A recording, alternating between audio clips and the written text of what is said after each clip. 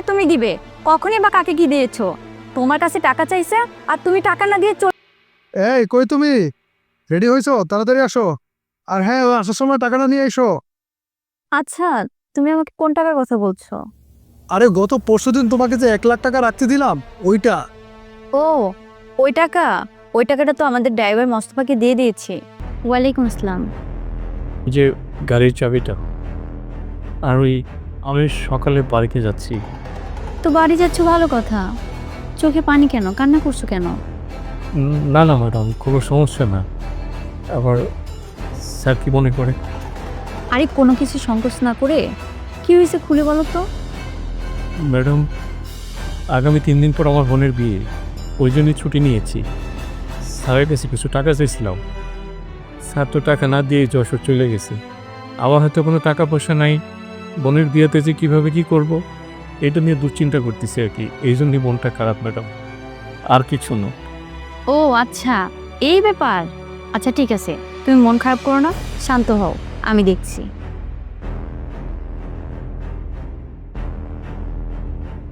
এই নাও, এইখানে কিছু টাকা আছে। এই টাকাটা তোমার বোনের বিয়েতে খরচ করো। আরও যদি টাকার প্রয়োজন হয় তুমি আমাকে ফোন করে জানাবে। ম্যাডাম, স্যার যদি আমার কিছু বলে মানে? আরে না না, তোমার স্যার কিচ্ছু বলবে না। আমরা গরিব মানুষ, চাকরি চলে গেলে ম্যাডাম। আরে তুমি চাকরির ভয় পেও না তো। তুমি যাও, কোনো টেনশন ছাড়াই তোমার বোনের বিয়েটা দিয়ে তুমি আবার চলে আসো। টাকাটা খুব দরকার ছিল আমার এর মুহূর্তে। আচ্ছা ম্যাডাম। আচ্ছা আচ্ছা ঠিক আছে ঠিক আছে, যাও। আচ্ছা ম্যাডাম, দোয়া করি। আচ্ছা ঠিক আছে, জানাই আপকে। হ্যাঁ, ওয়ালাইকুম আসসালাম। কি? তুমি ওকে কেন টাকা দিছো? আগামীকাল ওর বোনের বিয়ে, আর ও আমার কাছে এসে কান্নাকাটি করছিল, তার জন্য আমি ওই টাকাটা ওকে দিয়ে দিয়েছি। আরে তুমি কেন দিতে গেলা? আমি তো বলছি ওকে টাকা দিব। হ্যাঁ তুমি দিবে, কখনই বা কাকে কি দিয়েছো? তোমার কাছে টাকা চাইছে আর তুমি টাকা না দিয়ে চলে গেছো যশোরে। আরে বাবা, আমি ভুলে গেছি, হয়তো বলছি তো দিব। ওর বোনের বিয়ে হয়ে গেলে কি তুমি টাকা দিবে?